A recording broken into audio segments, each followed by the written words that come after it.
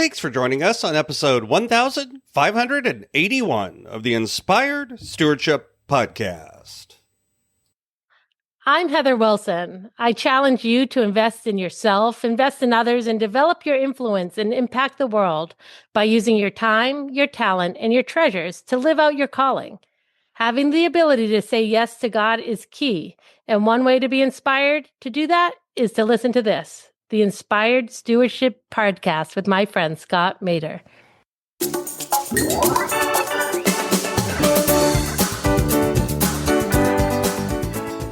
You ask any one of our employees, they know our goal at Give, Send, Go. Yes, we want to provide easy payment processing and good campaign creation and all the things, right? But the core of what we do that we point to time and time again in every department is, are we sharing the hope of Jesus through crowdfunding?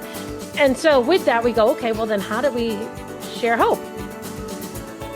Welcome and thank you for joining us on the Inspired Stewardship Podcast. If you truly desire to become the person who God wants you to be, then you must learn to use your time, your talent, and your treasures for your true calling. In the Inspired Stewardship Podcast, you will learn to invest in yourself, invest in others, and develop your influence so that you can impact the world.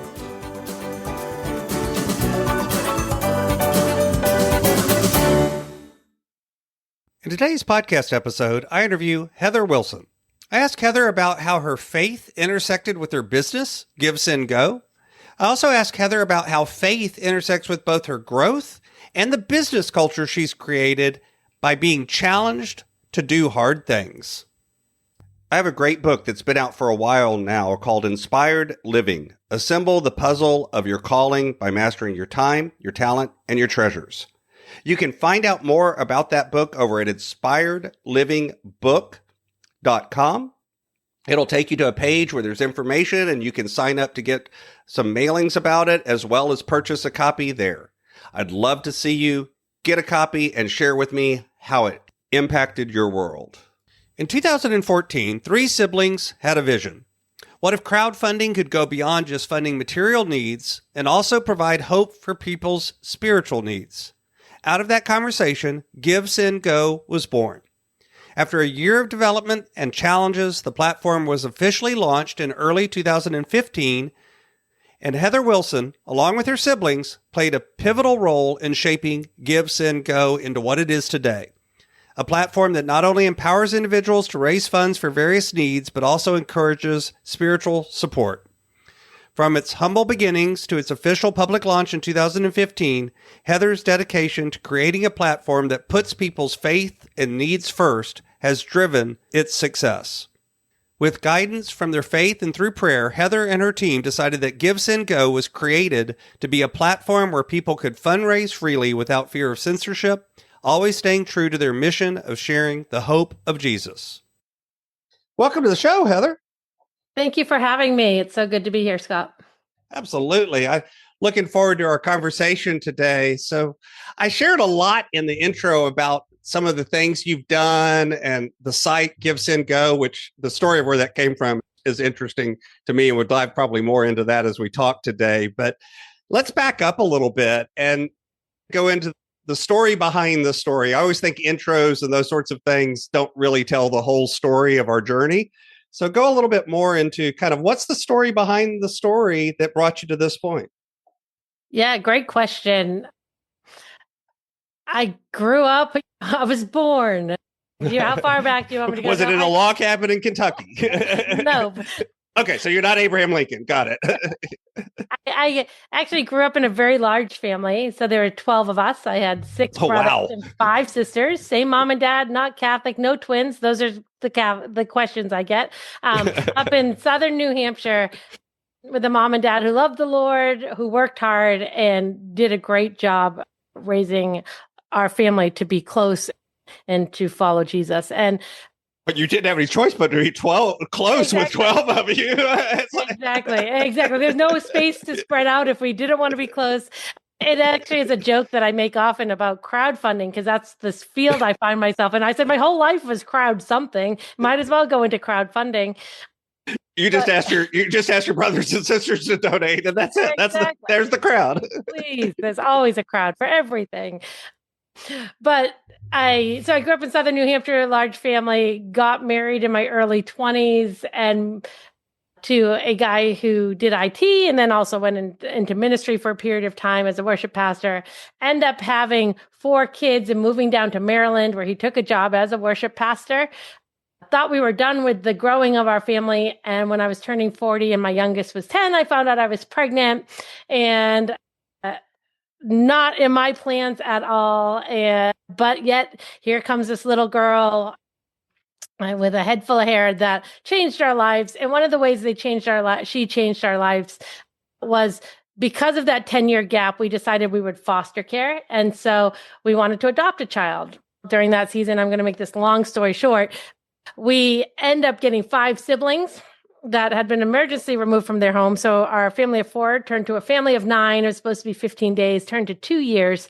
And at this time, the idea of Give, Send, Go was coming up as well. My family, a few of my siblings were sitting around a table talking about watching GoFundMe and some of these other platforms that were starting to arise on the back of social media. And we said, that's such a cool idea. And as Christians, sounds almost like that, the book of Acts, where it says when somebody had a need, everybody came together and gave what they could. And we thought, what if we were to make a platform that was a Christian platform that people could come on and help each other with the financial needs? And then we would also share hope with them. Maybe they're not a Christian when they come on, and we could actually share that hope with them. And so Give, Send, Go was born. I was running through having 9 kids in my home. Life was chaotic. And I find that it's such a cool journey and an adventure when you say yes to God. So there's a ton there to unpack, but what made y'all think about foster care and adoption, do you think? You said the 10-year gap, but there's got to be more to it than just that. We had talked about it like in the past because you always hear the Bible actually says, take care of the widows and orphans. It is a command. If you want to love God, this is how you do it. And so it had always been something we had talked about, and it just never fit like in our life and the different moves we had and things like that.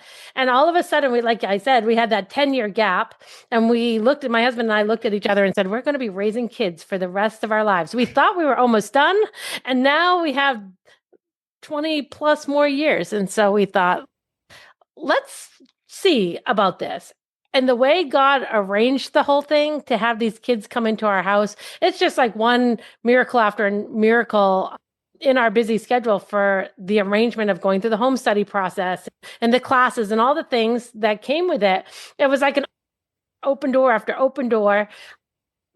And then as we waited for them to give us a placement, we were like, okay, maybe this isn't going to happen. And then when we got the call, the 5 siblings, it was like, oh my gosh, this was God. When we said we want to fill the gap with a child, we did not mean every age. They were ages. My son, my previous youngest was now 11 years old.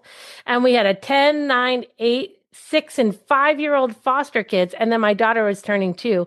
And so we said, wow, God, you actually did fill the gap. And so that's why we really did it, because we just had the space to do it in life. Mm-hmm. So talk a little bit more about the faith journey that you've been on. You've mentioned growing up that way. You've mentioned feeling called by God, but unpack a little bit. How has your faith guided you on making the decisions you've made and living out the journey that you've been on?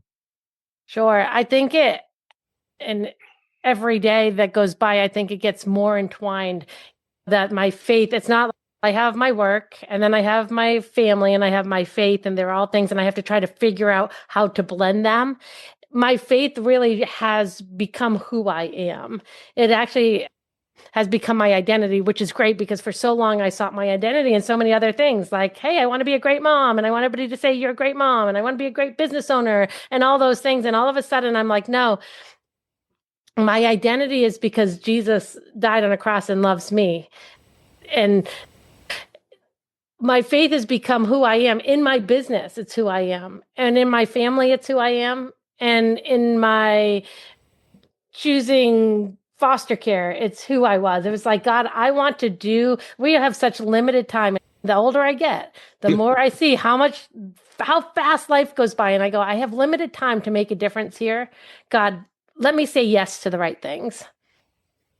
And talking about that, say yes to the right things. How do you know when you're saying yes to the things that God is calling you to do? And how do you know when it's maybe you're saying yes to things? Because there's a difference between God's calling me to do it and then going do something and being like, hey, God, help me out with this. That kind of, and yet sometimes it's confusing or difficult to discern. How do you lean into that? Yeah, it is a wrestle because a lot of times you can go one extreme or the other. I'm just going to do whatever, and God, I hope you're there to catch me if I fall. Or, God, I'm not doing anything until I get a word and from 3 people confirmed, and I see that license plate that tells me these numbers to tell. Like you go into very opposite directions. And I really believe that there's a middle ground there where first, it's a relationship with Jesus. And so if you're having a relationship where you're reading your Bible, you're pouring into actually trying to have a relationship with the God of this universe, then you actually go and take steps in things. And God will direct your path. He says he will. And so you have to go and start walking and saying, God, I have a relationship with you. I'm going to trust that you'll shut the doors that you want shut and open the doors that you want open. And it's not always going to be this big lightning moment where you're like, I know he said yes. Sometimes it will be. And it won't always be like, I know 100%. God, am I supposed to go this way? You won't always know, but if you have a legitimate relationship with God that you're trying to walk out faithfully, he is going to be a God that walks with you and journeys with you. That's all I can say. There's not an easy formula. I wish I had a formula that said, read these 3 scriptures and ask 4 people. But it really comes down to a personal relationship. Mm-hmm. Where did the idea for the crowdfunding platform come from? You mentioned that there were other ones out there, but talk a little bit more about what birthed that in your own heart. Yeah, so actually, my sister called me and she said, hey, Heather, we were just sitting around the table talking about crowdfunding. And you know what that is? And I was like, yeah, I think I gave to someone's campaign once. And she said, I don't think there's any Christian or religious or anything that like leads to the faith side of things platform out there. And we were talking around the dinner table and I don't know, what are your thoughts on this? And we started just discussing it. And I, out of my siblings, probably am one of the more technical ones. I worked in marketing and designing websites, basic websites, not like Give, Send, Go, but like WordPress type things. And so I was in that world of always being a little more on the technology side. And I looked over at my husband. Had her on the phone and I looked over at my husband and I said, hey, my siblings are talking about what like GoFundMe and some of these crowdfunding things are. He was like, yeah. I said, they're talking about that'd be a cool idea to make one. Do you care if I offer to join them? And he was like, I don't care. And so I was like, hey, I know you guys are just talking, like spitballing, and this is a great idea. And I would love, if you're really considering this, I think it's a great idea. I'd love to join you in this. No idea where this journey was going to go. It was, again, being like, God put something in front of me, and I believe he sparked an interest in it. And 10 years later, here we are. So what's been some of the biggest challenges that have come? Because I would imagine that there's obviously the technical challenges, the how do I handle the technology and the mechanics and all of that. But then you've also tried to create this as more of, like you said, an outreach, a way of sharing the gospel and treating it like the church in Acts. What have been some of the biggest challenges on both of those sides? And how have y'all handled or approached being able to balance between the faith-driven side and then the practical side of how do I actually mechanically do this thing? It's been a journey because neither my brother, sister, nor I had real technical. We couldn't just sit down and make the site we have today. So we had to find somebody we trusted to help. So that was the challenge of just going, we know nothing about this world. My sister had a home cleaning business. My brother was out of the Navy flipping homes, and I was a stay-at-home mom with all these foster kids. Like, none of us came where it was like, this makes sense. And so that was just a challenge in the walking out of learning, what is crowdfunding? How does it work? What is payment processing? What is verification? So we had a lot of those challenges just along the way of building any business, learning the lessons that need to be learned. Some of the harder challenges for me were, like I mentioned earlier a little bit, my identity. I became so wrapped up in Give, Send, Go was like I'm one of the founders of Give, Send, Go, that if I ever felt like I wasn't getting the recognition or the response, or maybe one of my other siblings was getting it, I could feel it be like, wait, I'm important too. And that was a really hard challenge for me in building something that was actually exploding and going in front of the world, to be like, no, this isn't my identity. If it was taken away from me, this isn't who I am. This is just what God's called me to do. So that was a personal challenge for me. And then the last challenge is just, we have found ourselves in some firestorms in this whole world we see of censorship, where a lot of big tech take down campaigns that they disagree with or are one side of the aisle politically or the other. And we decided that we weren't going to do that, that we were going to try to stay center and allow people, as long as it wasn't illegal and not terrorists and all we have a legal structure in the United States that says what you can do and not do. And so we allowed some legal defense funds for some people that people did not like. Yeah. And we got so much hate and firestorm from allowing these, for someone to have legal defense, to raise money for legal defense. And that was really difficult for me because I'm a people pleaser. And when people are writing in saying, I hope you burn in hell, like, you are horrible, how dare you allow this, like, you're not a Christian, you're dragging God's name through the mud, that's the last thing I want to do. So those were the wrestles. When people are on social media, people are brutal. Especially if they can be anonymous. and they do it. They make up these profiles and they send out these emails that are not really email addresses, and they can. So that was really a hard challenge of growing a backbone and realizing, what do I want to stand for in life, and then standing for it. Doesn't matter what everybody else is saying.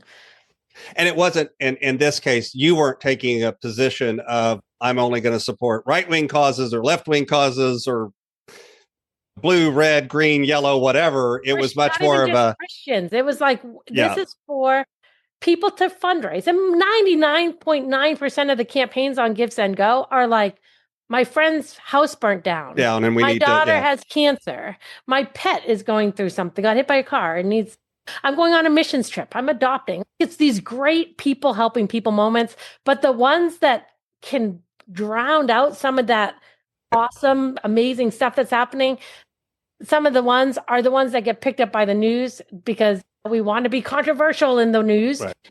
And those are the ones that are hard to navigate. And it's not because I might have a personal opinion on something. You may not donate to their campaign, but that doesn't mean they shouldn't have a campaign. Exactly. And that it's hard for people to understand that.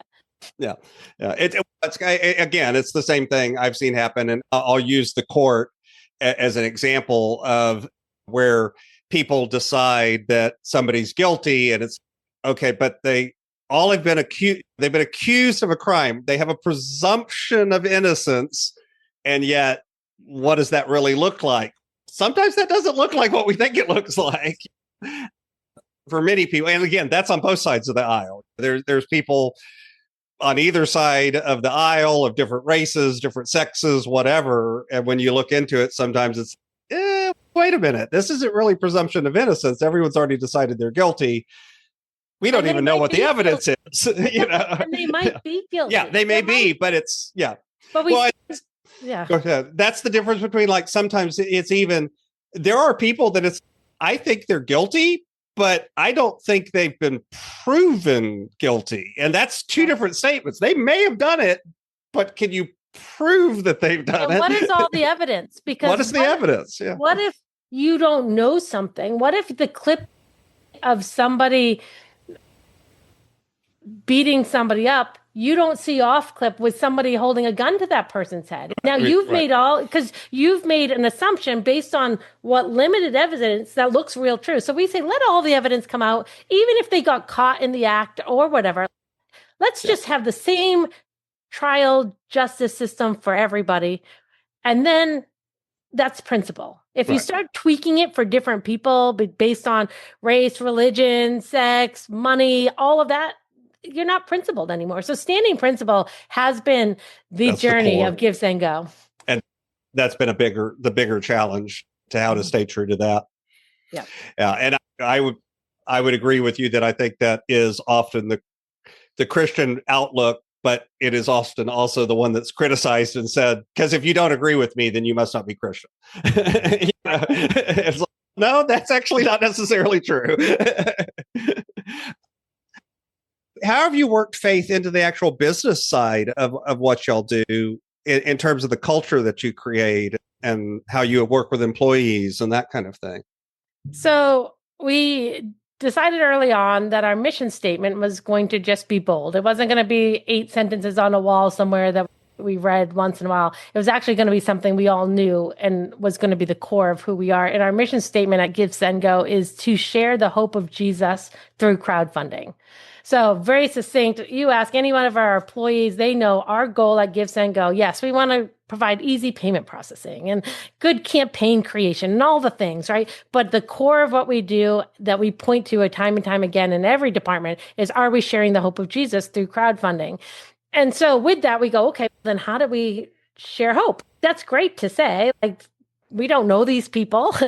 They come on the platform. Yes, we send out Bible verses and we have a pray now button on their campaign, but how can we share hope? And so what we decided to do is hire what we call our hope team. And our hope team is a group of people. They're actually a paid staff position at Give, Send, Go, a whole department. And what they do is they call campaigns and said, hey, I just read your campaign about your granddaughter's car accident. Can I just pray with you right now? Listen to you, hear what's going on in your life. And we have seen over and over again people responding, going, I can't believe a big tech company's calling me to ask me to pray with me. We've had atheists go, I don't even believe in God, but yet that you care enough about what I'm going through that you would call. It's been an amazing journey. And that just trickles into everything, every department in Give, Send, Go. Not everybody that actually works for us. We have some overseas developers who aren't Christians.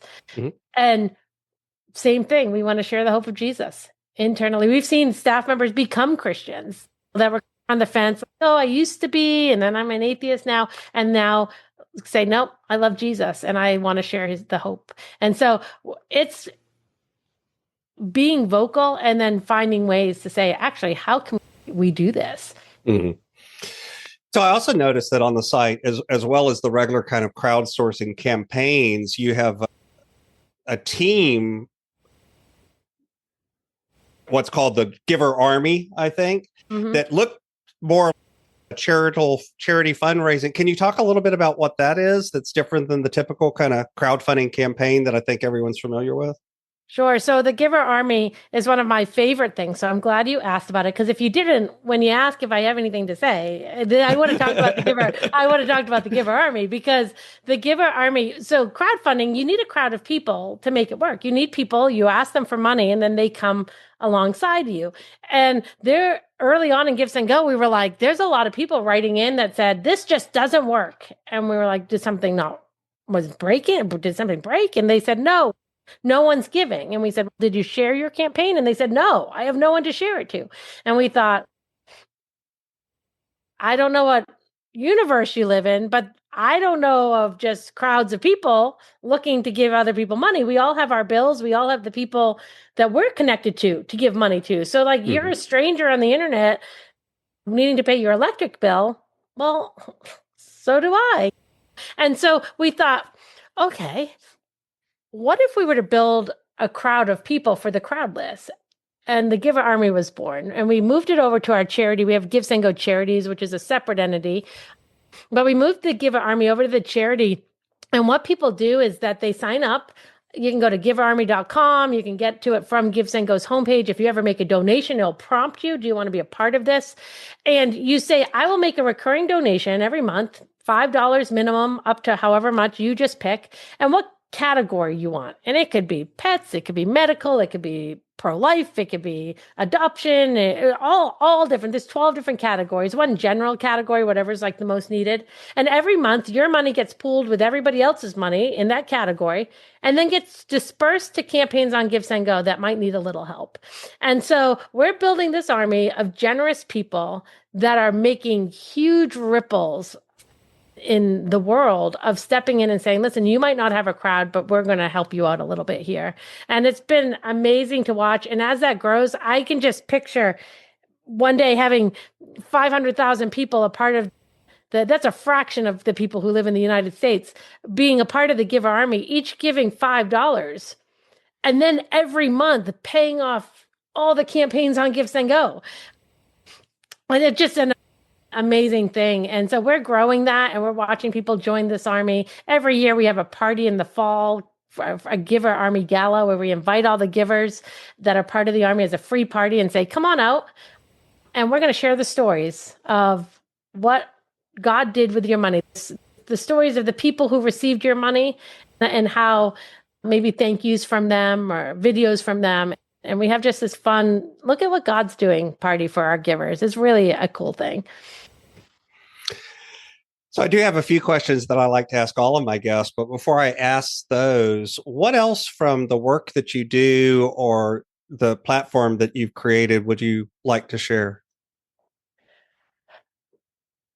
The Giver Army would be one of those things, but I also think that we have a prayer wall on GiveSendGo. You don't have to need a campaign, and you can go to that prayer wall and you can pray for other people's requests or put your own praise or request on there.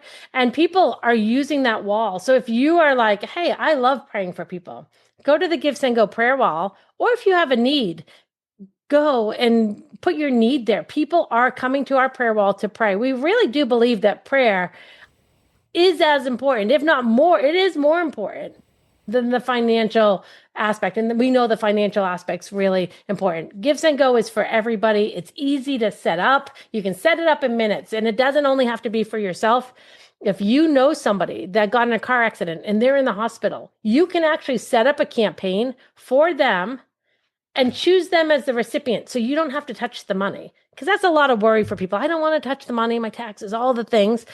You don't have to even touch the money. You put their email address in, they get something when they're ready to go and collect the money, that they put their bank account, and we do the verification and all of that on them. But you can start campaigns for people and immediately start raising money with somebody else being the one collecting the fees. And I think that's always like people are hesitant to step in because they're like, I don't want to touch the money. Well, on GiveSendGo, you look for ways to step in and create campaigns for people. Awesome. So my brand is Inspired Stewardship, and I run things through that lens of stewardship. And yet I've also discovered over the years that stewardship is one of those words that means a lot of different things to a lot of different people. So for you, when you hear the word stewardship, what does that word mean to you? You know, growing up in church and stuff, you'd have stewardship month or whatever. And it's the time you're going to be told to give to the church, because you have to be a steward and you give your tithe and all of that. But as I grow older, again, I've said that often, I must be feeling old because I keep saying as I'm getting older, I realize that the word stewardship is just taking care of what's been entrusted to you. And everything we have has been entrusted to us, from our money, absolutely, but our time, our talents, the opportunities that come to us, our children, like we are stewards. Like it is what we are called to manage in this life. And you can have lots of money or little money and still be a steward. You can be really busy or have lots of free time and still need to be a steward. And everything we have, our talents, like how are you going to use them? God said, I gave them to you. How are you going to use your talents to build the kingdom of God, to point people to Jesus, to a relationship with Jesus? And so to me, stewardship just means God has given us a life on this earth. What are we going to do with it? So this is my favorite question that I like to ask everybody. Heather, imagine for a minute that I could invent this magic machine. And with this machine, I was able to pluck you from where you are today and transport you into the future, maybe 150, maybe 250 years. And through the power of this machine, you were able to look back and see your entire life and see all of the connections, all of the impacts, all of the ripples you've left behind. What impact do you hope you've had in the world? If I could say anything, and I really mean this, is I hope that there are people who have found a relationship with Jesus. It really is good news. I hope my children have left behind legacies as well. I really, even more than my life, I know I'll have ripples and there are things, that people that I've impacted in my life, but I want my children to love Jesus, and I want their children and their children. And that is what I want to leave behind in this world is generations. There's that verse in a song, like to 1,000 generations and their children and their children. And when I sing that, like, I honestly say, God, I want my life not to just impact the 100 years I have, give or take, on this earth. I want it to go to thousands of generations because I was faithful to what you called me to do. So what's on the roadmap? What's next on your journey as you continue on? Oh, good question. Continuing to make Give, Send, Go the global leader in online crowdfunding. That is our vision statement. We want to be the leader. We're in 80 countries right now. But for me personally, I have a real strong heart for women, mothers, just wanting to pour in. I volunteer at a MomCo, which used to be MOPS, it's Mothers of Preschoolers. I pour into that. I no longer have preschoolers, but I really feel like we're in a weird cultural thing where, most of the time people can't define a woman, but women are called to follow Jesus and use how God created us. And so I think part of where God is going to lead me in my life is into more women's ministries. I speak at women's conferences, and I lead one of my own here on the Eastern Shore. And I just finished a book called Are You That Dude's Girlfriend? Learning to Love Like Jesus. That's the first phrase. When the kids met me, the foster kids, they're like, they had met my husband first. So they said, are you that dude's girlfriend?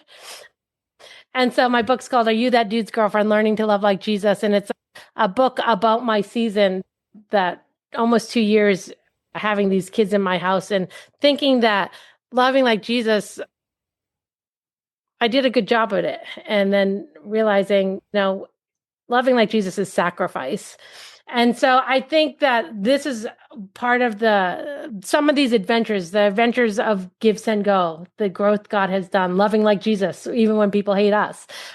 Through my foster care journey of that time, I think that God's going to use a lot of these stories where I said yes, and he grew me and he strengthened me and he taught me a lot, that it's going to continue growing. And I wouldn't be surprised if it continues to flourish in some women's ministry avenues. So you can find out more about Heather Wilson and Give, Send, Go over at givesendgo.com. Of course, I'll have a link to that in the show notes as well. You can learn more there about the Giver's Army and all of the other campaigns that are there. Heather, is there anything else you'd like to share with the listener? I feel like we've covered so much today. If you're listening, again, remember the 3 words: give, send, go. Give, Send, Go, the place where you can go and fundraise for any of your needs, and then also share hope with people while you're doing it. And we'll share hope with you. Just press into Jesus. Have that relationship. He has amazing adventures. If you're not living an adventure, you're doing it wrong, because that's what he has for each one of us. So those would be my final words. Thank you.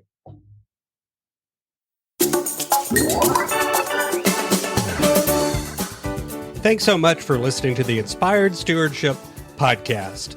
As a subscriber and listener, we challenge you to not just sit back and passively listen, but act on what you've heard and find a way to live your calling. If you enjoyed this episode, please do us a favor. Go over to inspiredstewardship.com/. iTunes Rate, all one word, iTunes Rate. It'll take you through how to leave a rating and review and how to make sure you're subscribed to the podcast so that you can get every episode as it comes out in your feed. Until next time, invest your time, your talent, and your treasures. Develop your influence and impact the world.